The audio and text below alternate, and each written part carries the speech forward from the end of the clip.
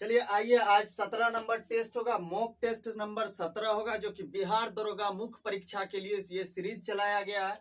आज 17वां number test होगा। इससे पहले जो है ना 16 तक हो चुका है, तो आप 16 तक जो है ना इसका डिस्कशन कर लें, क्योंकि हमने अच्छे तरीके से उसको डिस्कस कराया है। तो आप लोग जो है ना उसको जो है बार बार देखें, और वो पूरे सिलेबस को कवर किया है। ये सारा टेस्ट जो है ना पूरे सिलेबस को कवर कर रहा है, इसलिए आप लोग जो है हर एक एग्जाम के लिए, जितना भी एक दिवसीय एग्जाम है, सभी के लिए ये सीरीज जो है ना इम्पोर्टेंट है। तो ये ऐसा नहीं कि आप लोग सिर्फ मुख्य दरोगा के लिए है तो सिर्फ मुख्य दरोगा मेंस के लिए ही पढ़ेंगे, ऐसा कुछ नहीं। ऑल एग्जाम के लिए जो है ना ये टेस्ट जो है ना कारगर साबित होगा। तो आइए, 17 नंबर टेस्ट है। 17 नंबर टेस्ट का स्टार्ट करते हैं पहला नंबर क्वेश्चन से।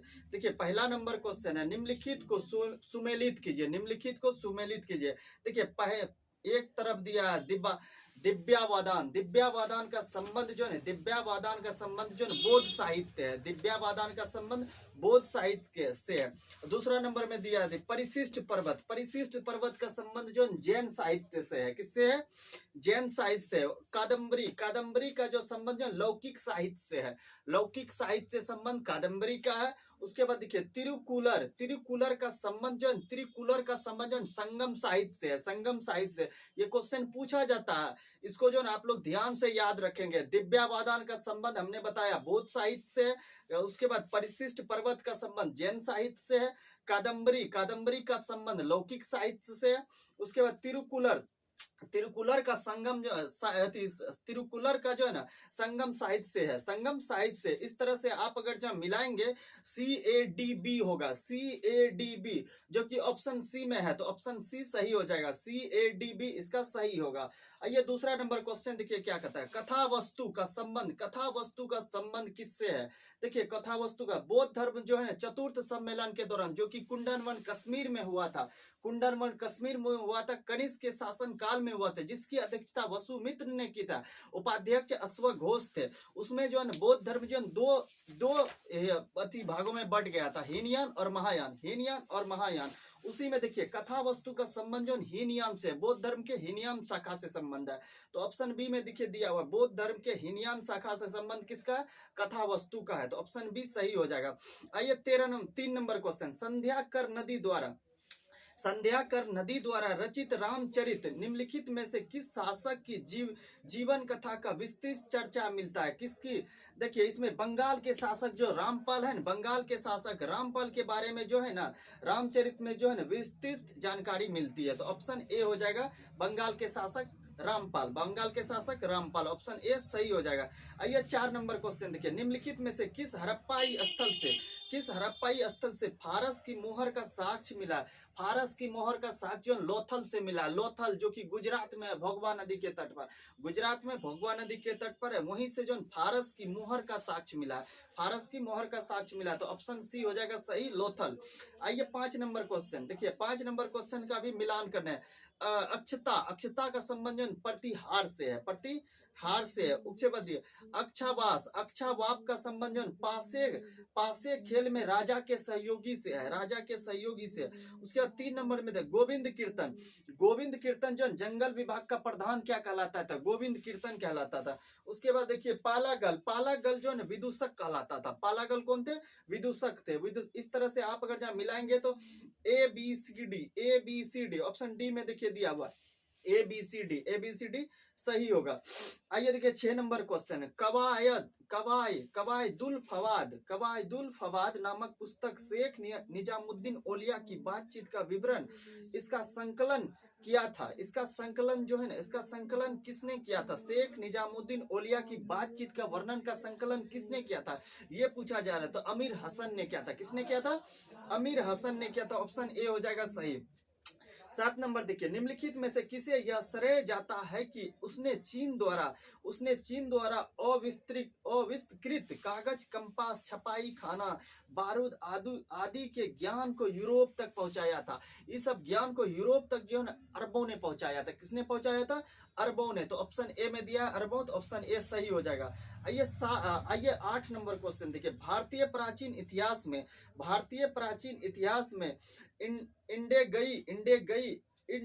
इंडेगई शब्द निम्नलिखित में से किस वर्ग को निरूपित करता है? इंडेगई जानते हैं मजदूर और शिल्पकार को करता है, मजदूर और शिल्पकार को इंडेगई शब्द निरूपित करता है। तो ऑप्शन ए हो जाएगा सही। आइए 9 नंबर क्वेश्चन, निम्नलिखित में से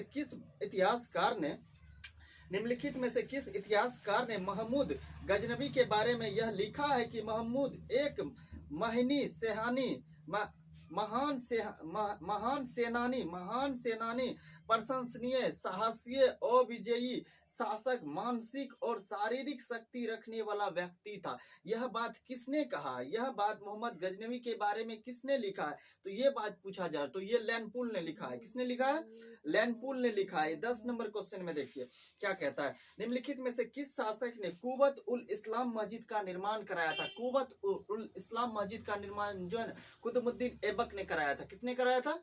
कुतुबुद्दीन ऐबक ने कराया था। आइए 11 नंबर क्वेश्चन, भारत में यूरोपीय कंपनी के आगमन को उनके कालक्रम के अनुसार सजाया। देखिए इसको व्यापारिक क्रम में सजाना है, व्यापारिक क्रम में। सर्वप्रथम देखिए पुर्तगाली 1498 में, उसके बाद डच आया 1602 में, लेकिन उसने फैक्ट्री स्थापित किया था 1605 में। उसके बाद देखिए अंग्रेज को जो है 1608 में फैक्ट्री मान्यता प्राप्त नहीं था, 1613 में उसमें उसको मान्यता प्राप्त फैक्ट्री खोलने का मिला था, लेकिन 1608 में उन्होंने खोला था, लेकिन मान्यता प्राप्त नहीं। तो व्यापारिक क्रम में इसको सजाना, पहले 1498 पुर्तगाली हो जाएगा, उसके बाद देखिए डच आएगा, 1605 आएगा फैक्ट्री, उसके बाद देखिए अंग्रेज ने जो है ना 1608 में फैक्ट्री स्थापित किया। इस तरह से आप, उसके बाद डेनिश आएगा, उसके बाद फ्रांसीसी है। इस तरह से आप अगर जहाँ सजाएंगे तो ऑप्शन ए हो जाएगा सही आंसर। पुर्तगाली, डच, अंग्रेज, डेनिश और फ्रांसीसी, ऑप्शन ए हो जाएगा सही। आइए 12 नंबर क्वेश्चन, निम्नलिखित को सुमेलित कीजिए। देखिए एक तरफ संधि दिया गया है, दूसरे तरफ वर्ष दिया गया, एक तरफ संधि दूसरे तरफ वर्ष दिया।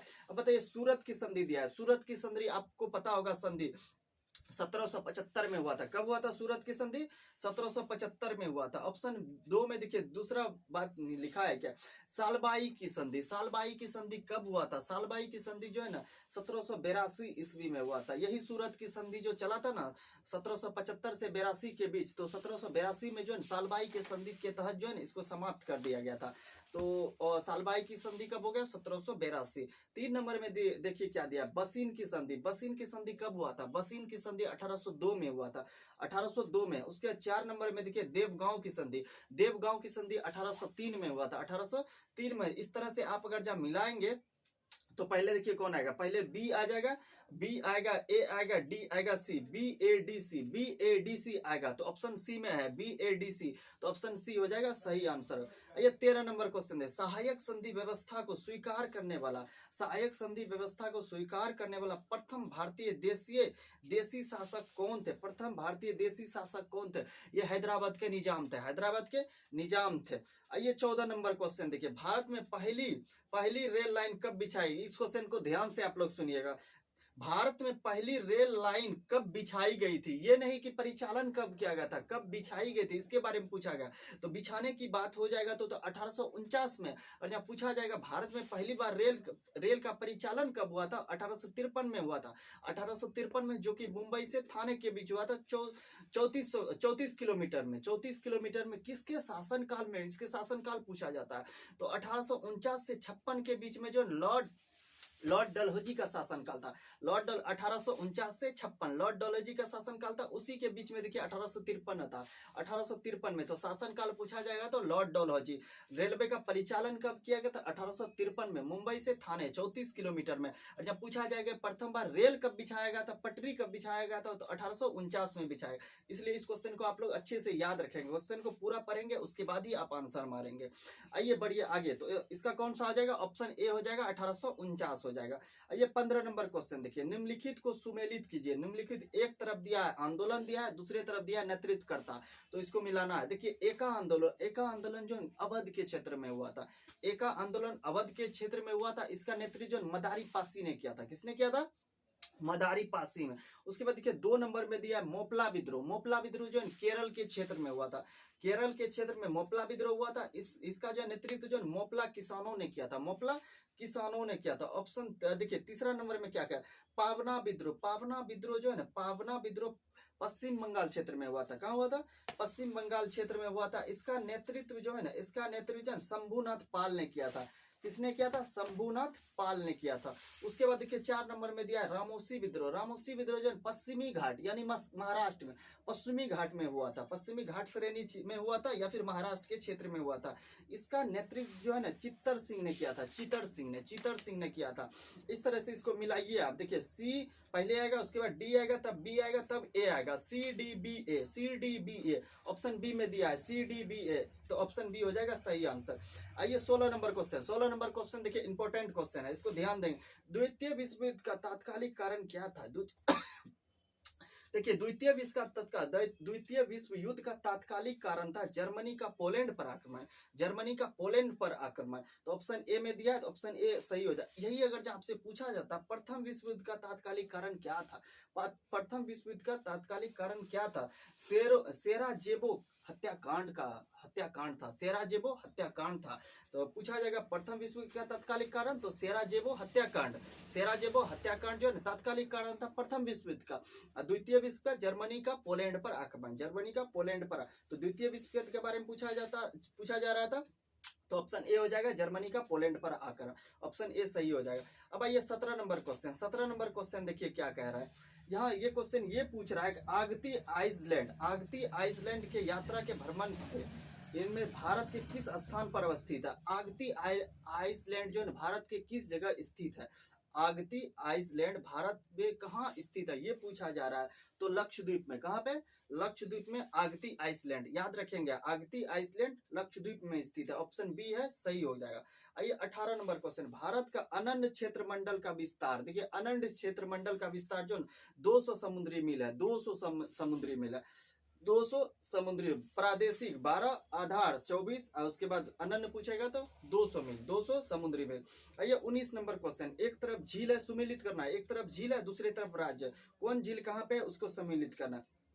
देखिए गुरु डोंगमर झील जो सिक्किम में, गुरु डोंगमर झील सिक्किम में है। उसके बाद देखिए 2 में दिया पवई झील महाराष्ट्र में, पवई झील महाराष्ट्र में। 3 में देखिए क्या दिया चपनाला झील असम में है, चपनाला झील असम में है। उसके बाद देखिए बेलांदूर झील जो है कर्नाटक में है, कर्नाटक में। तो इस तरह से आप मिलाएंगे तो ए बी सी डी, देखिए ऑप्शन ए में ही दिया है ABCD, तो ऑप्शन ए सही हो जाएगा। अब आइए देखिए 20 नंबर क्वेश्चन। तमिलनाडु में शरदकालीन वर्षा अधिकांश जिन कारणों से होता है। देखिए तमिलनाडु में जो वर्षा होता है ना उत्तरी पूर्वी मानसून के कारण या फिर लौटता मानसून के कारण, उत्तरी पूर्वी मानसून के कारण या फिर लौटती मानसून के कारण जो शरद ऋतु में जो तमिलनाडु में के क्षेत्र में वर्षा होता है, तमिलनाडु के क्षेत्र में वर्षा। वही अगर जब पूछा जाएगा पंजाब और जम्मू कश्मीर के क्षेत्र में शरदकालीन ऋतु में जो है ना वर्षा किस कारण से होते हैं? पश्चिमी विक्षोभ के कारण। यहाँ पूछा रहा था तमिलनाडु के क्षेत्र में पूछा जाएगा तो लौटती मानसून के कारण या फिर उत्तर पूर्वी मानसून के कारण। यही पूछा जाता शरद ऋतु में पंजाब और जम्मू कश्मीर के क्षेत्र में पश्चिमी विक्षोभ के कारण जो शरद ऋतु में वर्षा होता है। और जब पूछा जाए कि भारत में सर्वाधिक वर्षा किसके कारण होती है? भारत में सर्वाधिक वर्षा दक्षिणी पश्चिमी मानसून के कारण होती है, ये क्वेश्चन पूछा जाता है। इन तीनों बात को आप याद रखें, भारत में सर्वाधिक वर्षा दक्षिण पश्चिम मानसून के कारण होता है। उसके तमिलनाडु में जो शरद कालीन में वर्षा किस कारण से होता है? उत्तरी पूर्वी मानसून या फिर लौटते मानसून के कारण होता है। और तीसरी बात यह है कि पंजाब और जम्मू कश्मीर के क्षेत्र में शरद काल में वर्षा किस कारण से होता है? पश्चिमी विक्षोभ के कारण। इन तीनों बातों को आपको याद रखना, तीनों से हमेशा क्वेश्चन पूछा जाता है। चलिए आगे बढ़ते हैं। 21 नंबर क्वेश्चन। गहन कृषि के लिए सर्वाधिक विख्यात मृदा है। देखिए गहन कृषि किसे कहते हैं?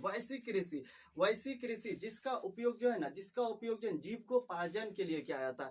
यानी एक के साथ जो है एक से अधिक खेत में जो है एक फसल के साथ साथ जो है 2-3 फसल हम लोग उगाते हैं। जैसे गेहूं के साथ सरसों भी उगाते हैं, मटर भी उगाते हैं, आलू के साथ मटर हो गया, चना हो गया, ये सब भी उगाते हैं। यानी कि जीविकोपार्जन अधिकतर जो है जीविकोपार्जन के लिए किया जाता है गहन कृषि। भारत के अधिकतर क्षेत्रफल में जो है, भारत के अधिकतर क्षेत्रफल में जो है गहन कृषि ही होता है, गहन कृषि ही होता है। तो कहता है उसके लिए कौन सा मृदा जो विख्यात है, तो जलोढ़ मृदा। जलोढ़, उसमें जलोढ़ में भी पूछा जाएगा तो कौन, नवीन जलोढ़ कहा जाएगा, नवीन जलोढ़ जिसको कि खादर कहता है। नवीन जलोढ़ सर्वाधिक उपयोगी होता है। ऑप्शन ए में हो जाएगा जलोढ़ है, तो ऑप्शन ए सही हो जाएगा।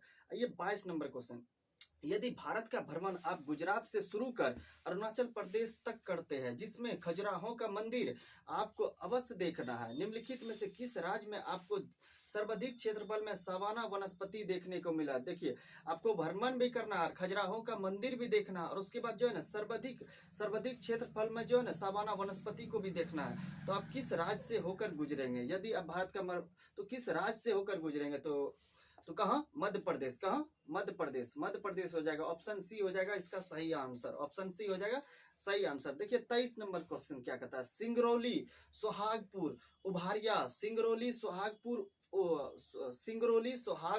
उभारिया जैसे प्रमुख कोयला उत्पादक क्षेत्र भारत के किस नदी घाटी के अंतर्गत आते हैं। ये सभी जो है ना सोन नदी घाटी के अंतर्गत, ये तीनों सोन नदी घाटी के अंतर्गत आते हैं। ऑप्शन बी हो जाएगा सही आंसर। 24 नंबर क्वेश्चन है, गिनी की जलधारा का संबंध निम्नलिखित में से किस महासागर से। देखिए गिनी जलधारा जो एक गर्म जलधारा है, गिनी जलधारा एक गर्म जलधारा है, जो कि अटलांटिक महासागर की जलधारा, अटलांटिक महासागर। तो यही पूछा जा रहा था, गिनी जलधारा का संबंध किस महासागर से, तो अटलांटिक महासागर में। और जब पूछा जाएगा कैसी जलधारा है, तो गर्म जलधारा है। ऑप्शन सी हो जाएगा सही आंसर। आइए 25 नंबर क्वेश्चन, देखिए इसमें भी सुमेलित करने को कहा जा रहा है। एक तरफ झील है, दूसरी तरफ देश है, एक तरफ झील है, दूसरी तरफ देश है।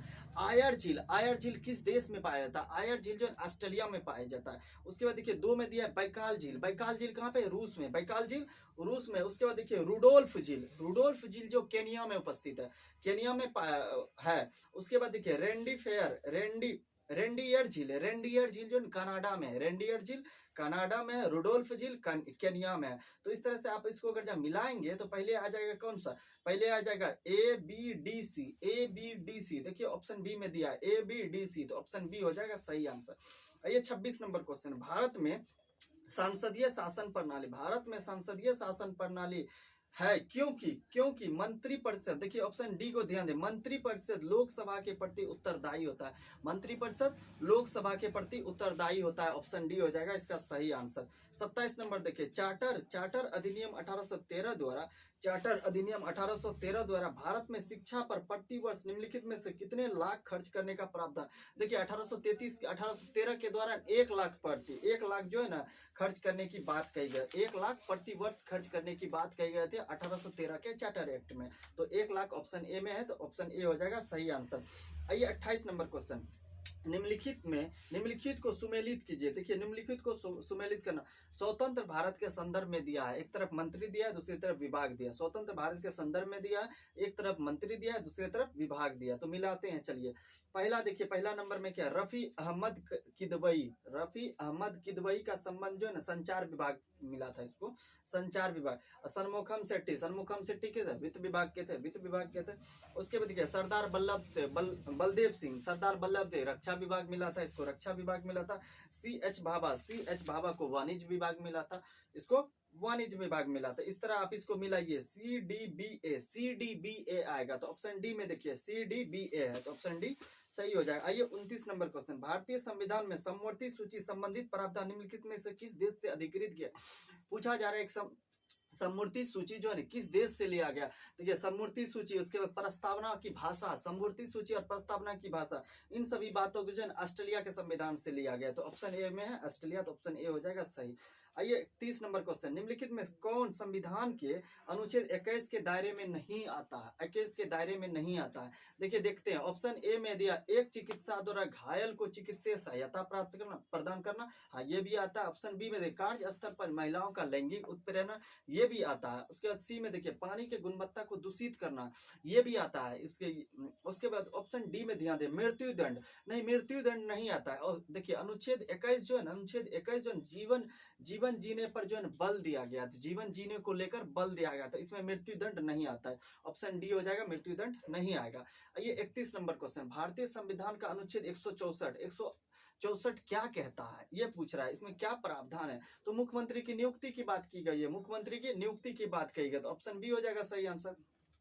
उसके बाद देखिए 32 नंबर क्वेश्चन, उच्चतम न्यायालय मामले की सुनवाई नई दिल्ली में करता है, परंतु किसी अन्य स्थान पर सुनवाई कर सकता है? बिल्कुल कर सकता है। इससे पहले आपको हैदराबाद हो गया, जम्मू कश्मीर में हो चुका है। देखिए मुख्य तौर पर सुप्रीम कोर्ट नई दिल्ली में है तो नई दिल्ली में होता है। इसके अगर जहाँ चाहे सुप्रीम कोर्ट चाहे तो, लेकिन राष्ट्रपति के अनुमोदन से होगा। राष्ट्रपति के अनुमोदन से अगर जहाँ चाहे सुप्रीम कोर्ट तो भारत के किसी भी शहर में जो है ना उसकी सुनवाई कर सकता है। तो ये होता है, लेकिन राष्ट्रपति के अनुमोदन से। इससे पहले भी हो चुका है हैदराबाद और जम्मू कश्मीर। तो ऑप्शन ए पे ध्यान दें, राष्ट्रपति के अनुमोदन से। तो ऑप्शन ए हो जाएगा सही आंसर। आइए 33 नंबर, निम्नलिखित में से कौन सा कथन राष्ट्रीय अनुसूचित जनजाति आयोग के संबंध में, एसटी के बारे में पूछ रहा है। एसटी जनजाति, जाति पूछता है, एससी जनजाति पूछ रहा है, एसटी के बारे में पूछ रहा है। चलिए देखते हैं हम लोग बारीकी से इसमें। ए नंबर में देखिए एक संवैधानिक संस्था, बिल्कुल संवैधानिक, क्योंकि इसकी चर्चा जो अनुच्छेद 338 के ए में है। 338 के ए में है, 338 के ए में जनजाति का जाति का बात कहा गया। 338 के 338 में 89वां संविधान संशोधन द्वारा इसको अलग कर दिया गया था। ये भी बात आपको याद रखना। देखिए ये एक संवैधानिक संस्था, बिल्कुल ये सही बात है। उसके बाद बी में देखिए इस आयोग में एक अध्यक्ष और एक उपाध्यक्ष और 3 सदस्य होते हैं, 3 अन्य सदस्य। हाँ ये बात भी सही है, एक अध्यक्ष होता है, एक उपाध्यक्ष होता है और 3 अन्य सदस्य होते हैं, ये बात सही है। ऑप्शन सी पे इसका उल्लेख भारतीय संविधान के अनुच्छेद 338 नहीं, इसको सही कीजिए, 338 ए होगा, ये बात सही है। ऑप्शन डी में देखिए, अब ऑप्शन डी को पढ़ते हैं। इनके सेवा शर्तों और कार्यकाल का निर्धारण संविधान द्वारा किया गया। नहीं, देखिए इसके संविधान द्वारा इसका कार्यकालों का जो है निर्धारण नहीं किया जाता, बल्कि राष्ट्रपति के द्वारा किया जाता है। राष्ट्रपति, देखिए ऑप्शन सी को हमने इसलिए सही माना कि यहाँ के जो है ना मिस्टेक कर दिया था। 338 दिया गया था, लेकिन वो 338 सिर्फ दिए, ए को हटा दिया था, इसलिए हमने इसको सही करवा के जो इसको सही माना। ऑप्शन डी में जो ऑप्शन जो कि इसका सही आंसर भी होगा, आंसर में होगा डी। तो डी में ही आपको सही करना है। देखिए डी में इनके सेवा शर्तों और कार्यकाल का निर्धारण संविधान के द्वारा नहीं किया जाता है, बल्कि राष्ट्रपति के द्वारा किया जाता है। तो ये ऑप्शन गलत होगा, तो ऑप्शन डी सही हो जाएगा। ये 34 नंबर क्वेश्चन, निम्न में से कौन सुशासन की विशेषता नहीं है? देखिए सुशासन की विशेषता नहीं है। देखिए लाल फीताशाही, इसी को अफसरशाही कहते हैं, अफसरशाही ये सब नहीं है। तो ऑप्शन डी हो जाएगा, ये आंसर सही होगा। आइए 35 नंबर क्वेश्चन, निम्नलिखित पद को उसके वरीयता क्रम में व्यवस्थित करना। देखिए वरीयता क्रम में पहले क्या होता है, पहले राष्ट्रपति होता है, उसके बाद उपराष्ट्रपति, और तीसरे नंबर पे क्या आता है, प्रधानमंत्री होता है, चौथे नंबर पे क्या होता है, राज्यपाल होता है, 5वें नंबर पे क्या होता है, भूतपूर्व राष्ट्रपति होता है। उसके बाद देखिए यहाँ पे देखिए ऑप्शन ए नंबर में क्या दिया, एक नंबर है भारत के भूतपूर्व राष्ट्रपति का कम्मा नंबर दिया, 5वां नंबर दिया, 5वां नंबर। उसके बाद देखिए उच्चतम न्यायालय के न्यायाधीश की बात कही गई, न कि मुख्य न्यायाधीश की, अन्य न्यायाधीश की बात कही, तो इसको जो 9वां स्थान दिया गया। उसके बाद 3 नंबर में देखिए राज्यों में मंत्रिमंडल स्तर के मंत्री को इसको 15वां स्थान दिया गया, इसको वरीयता क्रम में 15वां स्थान दिया गया। उसके बाद देखिए मुख्य निर्वाचन आयोग को जो है वरीयता क्रम में जो है ना 9 का ए में, यानी 9 का कोमा स्थान दिया गया। तो इस तरह से आप इसको सजाइए। देखिए पहले कुंजी हो जाएगा, पहले हो जाएगा 1 होगा, उसके बाद 2 होगा, 4 3 होगा, 1 2 4 3। तो ऑप्शन बी में देखिए 1 2 4 3, तो ऑप्शन बी सही हो जाएगा। आइए 36 नंबर क्वेश्चन, अर्थव्यवस्था का वह प्रकार जिसमें नौकरियां फ्रीलांस और अनुबंध के आधार पर विकसित होती है, वह कहलाती है, क्या कहलाती है, ये पूछ रहा है। गिग इकोनॉमी कहलाता है, क्या कहलाता है, गिग इकोनॉमी कहलाता है। तो ऑप्शन सी देखिए, ऑप्शन सी में दिया गिग इकोनॉमी, तो ऑप्शन सी हो जाएगा सही आंसर। 37 नंबर देखिए, निम्नलिखित में से कौन सा आयाम वैश्विक भुखमरी सूचकांक में सम्मिलित नहीं है? वैश्विक भुखमरी सूचकांक में सम्मिलित किया गया, यहाँ एक वर्ड को जरिए नहीं किया गया, सम्मिलित नहीं किया गया। उसके बाद इसका आंसर हो गया खाद्यान्न की कमी को सम्मिलित नहीं किया गया। उस एक वर्ड को आपको जोड़ लेना, नहीं को जोड़ना है, उसके बाद आंसर होगा इसका खाद्यान्न की कमी, ऑप्शन डी हो जाएगा आंसर। आइए 38 नंबर, निम्नलिखित में से कौन भारतीय कृषि क्षेत्र की समस्याओं के अंतर्गत समाहित नहीं है? देखिए वित्त का अभाव, ये इसके जो है ना समाहित नहीं है, वित्त का अभाव, ऑप्शन सी हो जाएगा सही। आइए 39 नंबर, निम्नलिखित में से किस पंचवर्षीय योजना का थीम न्यायपूर्ण वितरण और समानता के साथ विकास था? यह 9वीं पंचवर्षीय योजना का है, 9वीं पंचवर्षीय योजना का। उसके बाद आइए 40 नंबर क्वेश्चन, डिजिटल इंडिया कार्यक्रम की शुरुआत भारत सरकार द्वारा कब किया गया? डिजिटल इंडिया कार्यक्रम की शुरुआत जो 1 जुलाई 2015 को किया गया, 1 जुलाई 2015 को, जो कि इस ऑप्शन में चारों में से किसी में नहीं है। तो आप एक नया ऑप्शन बनाइए, ई ऑप्शन और उसमें लिखिए 1 जुलाई 2015, 1 जुलाई 2015। आइए 41 नंबर क्वेश्चन, आर्थिक सहयोग और विकास संगठन का मुख्यालय, आर्थिक सहयोग और विकास संगठन का मुख्यालय निम्नलिखित में से किस स्थान पर अवस्थित है? जो फ्रांस की राजधानी पेरिस है ना, वहीं पर अवस्थित है, पेरिस में। आइए 42 नंबर क्वेश्चन, जैव विविधता या फिर जैविक विविधता दिवस कब मनाया जाता है? ये 22 मई को। कब मनाया जाता है? 22 मई को मनाया जाता है। तो ऑप्शन डी हो जाएगा 22 मई। 5 जून को पर्यावरण संरक्षण दिवस मनाया जाता है। आइए 43 नंबर क्वेश्चन देखिए, निम्नलिखित में कौन सुमेलित नहीं है, मतलब कौन गलत है? उसको एक तरफ नृत्य दिया गया, दूसरी तरफ राज्य दिया गया। चलिए देखते हैं।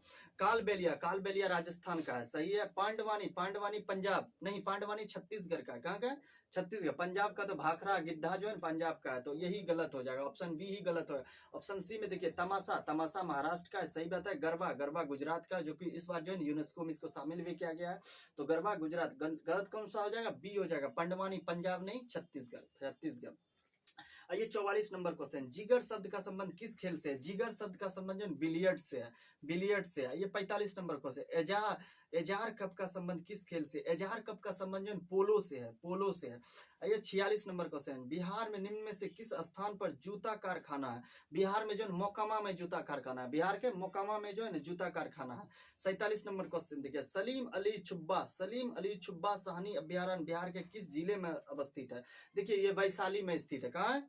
वैशाली में। सलीम अली छुब्बा साहनी अभ्यारण्य, ये इसको याद रखना है आपको, वैशाली में स्थित। ऑप्शन ए हो जाएगा सही। 48 नंबर क्वेश्चन देख, कादियाल साड़ियाँ मतलब काडियाल साड़ी किस राज्य से संबंधित है, जिसे हाल ही में जीआई टैग प्रदान किया? ये कादियाल साड़ी पश्चिम बंगाल से संबंधित है। 49 नंबर क्वेश्चन देखिए, मोहम्मद शमी सहित कितने खिलाड़ियों को अर्जुन अवार्ड से सम्मानित किया गया है? देखिए अर्जुन अवार्ड जिसकी शुरुआत जो 1961 में हुआ, इसमें जो है 15 लाख रुपया दिया जाता है, 15 लाख रुपया दिया। इस बार जो है मोहम्मद शमी सहित जो है टोटल 26 व्यक्ति को जो है अर्जुन पुरस्कार दिया गया। तो ऑप्शन ए में देखिए दिया है 26, तो 26 सही हो जाएगा। शुरुआत कब? 1961 में। कितना राशि दिया जाता है? तो 15 लाख दिया जाता। आइए 50 नंबर क्वेश्चन, एनसीसी गणतंत्र दिवस शिविर 2024 का उद्घाटन किसने किया था? ये उपराष्ट्रपति जगदीप धनखड़ ने किया था, जगदीप धनखड़ जी ने किए थे। आइए 51 नंबर, किसी द्रव में अविलय अति सूक्ष्म कणों को दूर से अलग करने के लिए दूध से अलग करने के लिए निम्नलिखित में से किसका उपयोग किया जाता है? तो क्रिस्टलीकरण का उपयोग किया जाता है। किसका? क्रिस्टलीकरण का उपयोग किया जाता है। आगे बढ़िए 52 नंबर क्वेश्चन, परमाणु का औसत आकार जो है ना 10⁻⁻10 मीटर होता है, 10⁻⁻10 मीटर होता है। 53 नंबर क्वेश्चन है, न्यूक्लियस की द्रव्यमान संख्या जो है ना कभी उसके परमाणु क्रमांक से अधिक होता है तो कभी कम होता है, कभी अधिक होता है तो कभी उसके बराबर होता है, कभी अधिक होता है और कभी बराबर होता है। ऑप्शन डी में देखिए दिया है, कभी उसके परमाणु क्रमांक से अधिक और कभी उसके बराबर होता है, तो ऑप्शन डी हो जाएगा सही। 54 नंबर क्वेश्चन देखिए, धातु के ऑक्साइड का विद्युत अपघटन करने पर ऑक्सीजन गैस मुक्त होता है। देखिए एनोड पर होगा, कहाँ होगा? एनोड पर मुक्त होगा। 55 नंबर क्वेश्चन, निम्नलिखित में से कौन से पदार्थ का ऑक्सीकारक तथा अपकारक दोनों ही तरक प्रयुक्त किया जाता है? ये सोडियम नाइट्राइट, नाइट्रेट भी है, नाइट्रेट नहीं मारना है, सोडियम नाइट्राइट मारना है। ऑप्शन डी होगा सही आंसर। 56 नंबर क्वेश्चन देखें, नाभिकीय संलयन को ताप नाभिकीय अभिक्रिया क्यों कहते हैं? क्योंकि संलयन हेतु अत्यधिक उच्च ताप की आवश्यकता होती है, हेतु अत्यधिक उच्च ताप की आवश्यकता होती है, इसलिए कहा जाता है। तो ऑप्शन सी हो जाएगा सही आंसर। देखिए 57 नंबर क्वेश्चन, सुमेलित करना सूची 1 को सूची 2 से। देखिए ए में दिया, ऑप्शन ए में दिया लैक्टिक अम्ल किस में पाया जाता है? दूध में पाया जाता है, तो ए का 3 हो जाएगा। एसिटिक अम्ल सिरका में पाया जाता है, तो 4 हो जाएगा, बी का 4 है। सी में देखिए साइट्रिक अम्ल नींबू में पाया जाता है, तो सी का 1 हो जाए, सी का 1 हो जाएगा। उसके बाद डी में देखिए ब्यूटराइक अम्ल जो दुर्गंध युक्त मक्खन में पाया जाता है, 2 हो जाएगा। तो इस तरह आप मिलाइए 3 4 1 2, 3 4 1 2, तो ऑप्शन डी में देखिए 3 4 1 2 दिया है, ऑप्शन डी हो जाएगा सही आंसर। 58 नंबर आइए, निम्नलिखित युग्मों में से किन भौतिक राशियों के समान विमेय सूत्र नहीं है? समान नहीं है। देखिए आवेग और संवेग, ये भी समान, इसका विमा सूत्र समान होता है। कार्य और ऊर्जा, इसका भी समान होता है। भार और बल का भी समान होता है। लेकिन देखिए बल और दाब का समान नहीं होता है, तो ऑप्शन ए में होगा बल और दाब का समान नहीं होता है। 59 नंबर आइए, न्यूटन के तीसरे गति के अनुसार अनुसार क्रिया तथा प्रतिक्रिया से संबंधित बल हमेशा भिन्न भिन्न वस्तुओं पर ही लगे होने चाहिए। यह क्वेश्चन पूछा गया, आपको इंपॉर्टेंट क्वेश्चन जो है इसको याद रखना है। न्यूटन के गति के तीसरे नियम के अनुसार क्रिया और प्रतिक्रिया के संबंध से पूछा जाए, हमेशा भिन्न भिन्न वस्तुओं पर लगे होते हैं, हमेशा भिन्न भिन्न वस्तुओं पर लगे होते हैं। तो ऑप्शन सी हो जाएगा सही आंसर। 60 नंबर देखिए, लिफ्ट में मनुष्य की प्रत्यक्ष वजन वास्तविक वजन से कम कब होता है? वास्तविक वजन से देखिए नीचे की ओर जाएगा ना तो कम होगा, ऊपर की ओर जाएगा तो अधिक होगा। तो देखिए ऑप्शन ए में दिया, जब लिफ्ट तेजी से नीचे की ओर जा रहा है, नीचे की ओर जाएगा तो कम होगा, वही ऊपर की ओर जाएगा अधिक हो जाएगा। तो ऑप्शन ए हो जाएगा सही आंसर। आइए देखिए 61 नंबर क्वेश्चन, जब हम रबर के गद्दे वाले सीट पर बैठते हैं या गद्दे पर लेटते हैं तो उसका आकार परिवर्तित हो जाता है, ऐसे पदार्थ में पाया जाता है। गतिज स्थितिज ऊर्जा पाया जाता है, स्थिति ऊर्जा। इसका आंसर गलत है, आप लोग सही कर लेंगे। स्थिति ऊर्जा सही होगा, इसका ऑप्शन बी ही सही होगा। आइए 62 नंबर क्वेश्चन, डोरी से बंधे हुए एक पत्थर को तेजी से वृत्त में घुमाया जाता है, घुमाते समय अचानक डोरी टूट जाती है तो क्या होगा? पत्थर स्पर्श रैखिक उड़ जाएगा, पत्थर स्पर्श रेखित उड़ जाएगा। तो ऑप्शन ए सही होगा। आइए 64 नंबर क्वेश्चन देखिए, 63 नंबर क्वेश्चन, कृत्रिम उपग्रह में लोलक की आवर्तकाल, कृत्रिम उपग्रह में लोलक का आवर्तकाल जो शून्य और अनंत के बीच होता है, शून्य और अनंत के बीच होता है। ऑप्शन सी हो जाएगा इसका सही आंसर। 64 नंबर देखिए, साइटोसोम के अंतर्गत निम्नलिखित में से कौन एक शामिल नहीं है? साइटोसोम के अंतर्गत जो केंद्रक शामिल नहीं है, केंद्रक शामिल नहीं है। ऑप्शन ए हो जाएगा सही आंसर। 65 नंबर देखिए, पादपों में विभाज्योत्तकीय उत्तकों के बारे में निम्नलिखित में से कौन सा कथन सही है? सही कथन को चुनना है। देखिए ऑप्शन डी में आप ध्यान दीजिए, इन उत्तकों की कोशिका के विभाजन के कारण पादपों में वृद्धि होता है, पादपों में वृद्धि होता है। ऑप्शन डी इसका सही होगा। आइए 66 नंबर क्वेश्चन, सुअरों का मानव रिहायशी क्षेत्रों में दूर रखना किस रोग, योग दिया उसको रोग बना लीजिए, रोग के उन्मूलन में सहायक होता है। ये देखिए किस रोग के उन्मूलन में सहायक होता है? जापानी एनसेफेलाइटिस, जापानी एनसेफेलाइटिस। ऑप्शन डी हो जाएगा सही।